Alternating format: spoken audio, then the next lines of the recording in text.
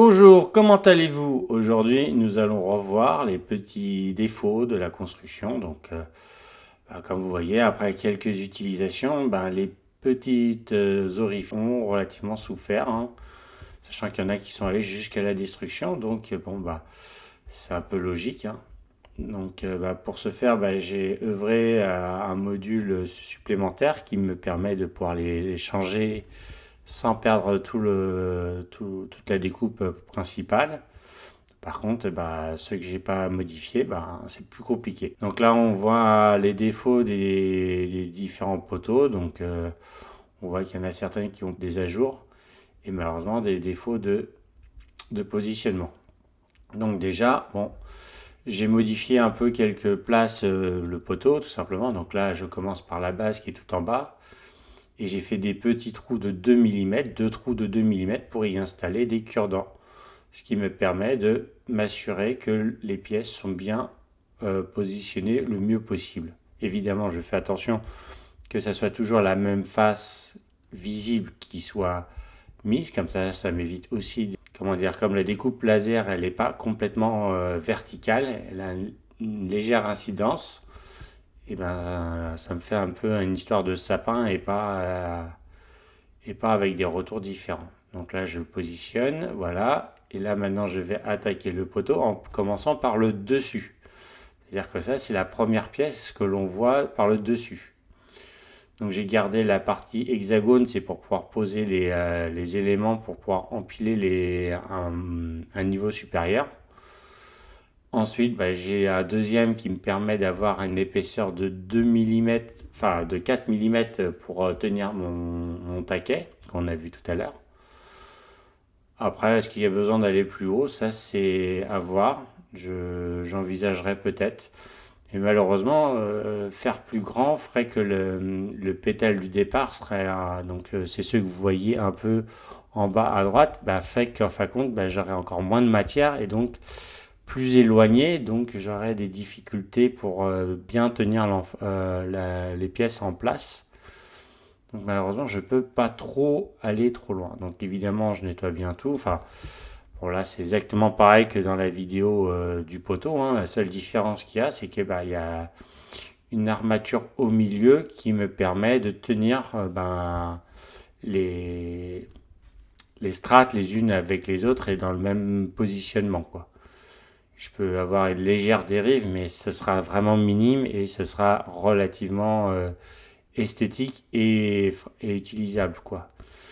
Là je passe en accéléré, on est en x4 hein, depuis le début, hein,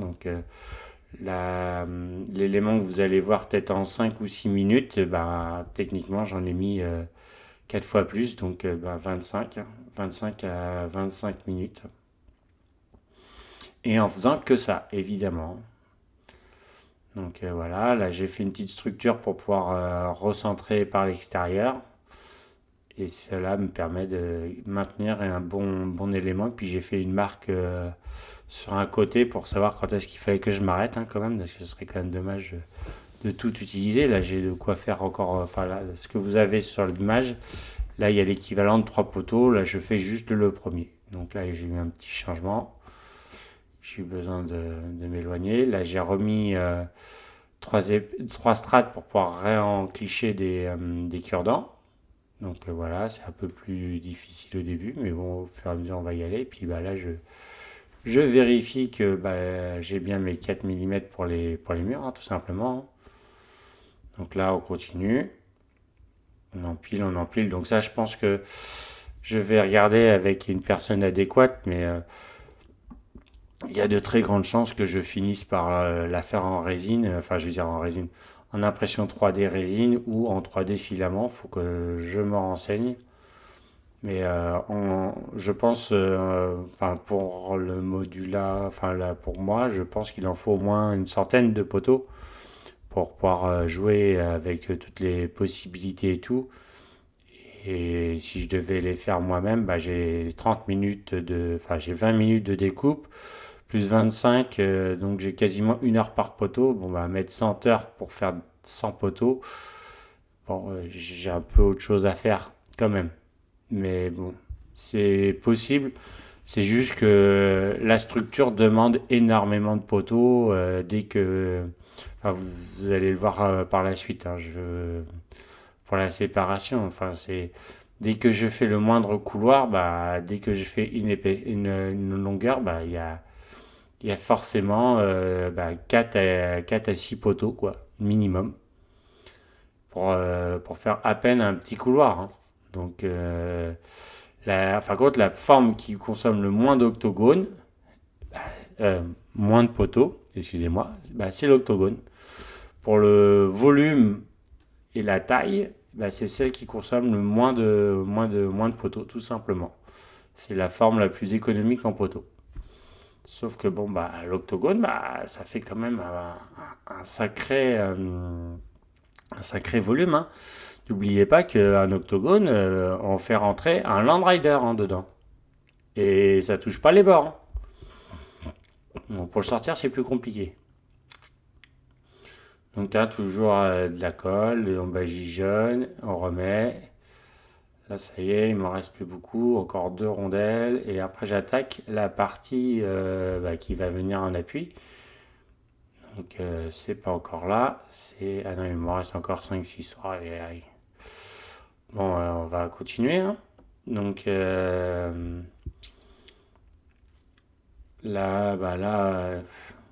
on va attaquer. Bon, donc là, je pense pouvoir le. Enfin, je vais essayer de voir combien de temps ça met et combien ça coûterait de les faire en résine, hein, tout simplement, hein, pour gagner du temps et pour l'esthétique aussi, hein, parce que bon, ça fera moins enfin du fait maison, mais bon, l'important c'est d'avoir la structure, hein. Donc là, je coupe les bouts de cure-dent, je mets les 2 dernières qui permettent la première partie que j'ai faite de pouvoir s'enquiller à l'intérieur du poteau et qui va faire le maintien de la partie inférieure à la partie supérieure.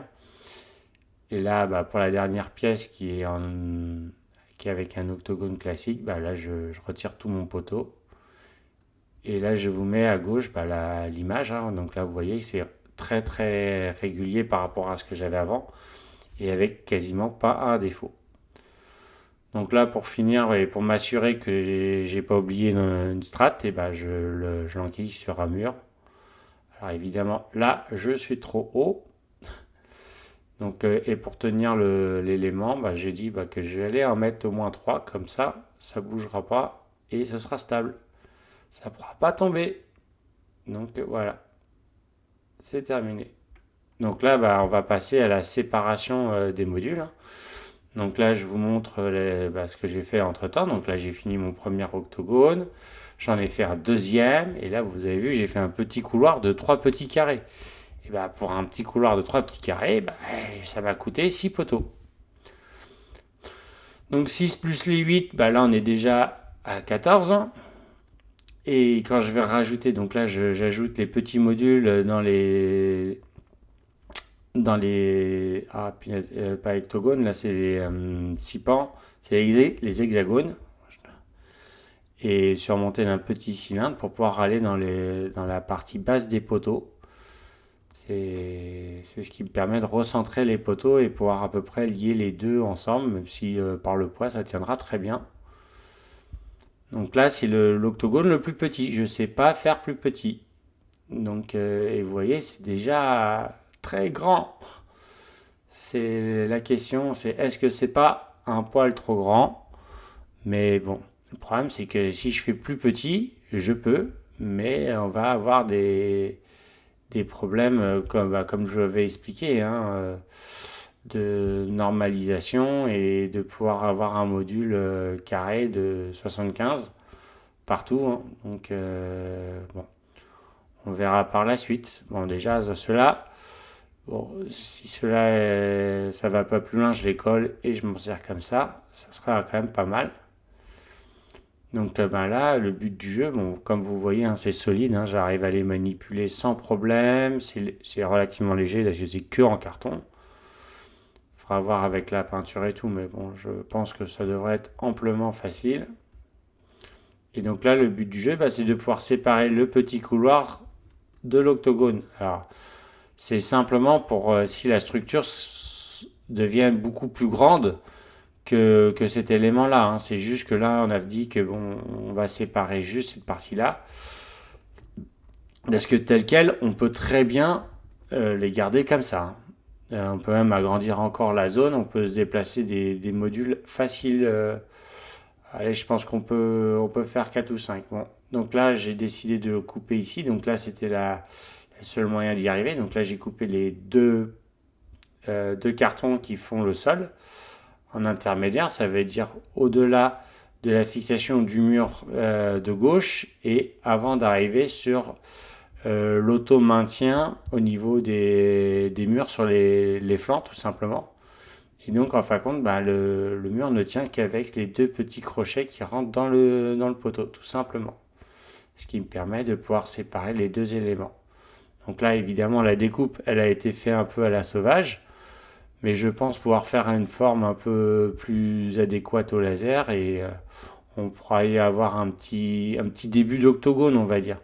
Ce qui permettrait d'éviter d'avoir une coupe aussi franche. Puis bon, bah, comme ça a été découpé au cutter du dessous vers l'intérieur, et ben évidemment le carton ressort un peu vers l'extérieur, donc ça fait un peu pli dépassant.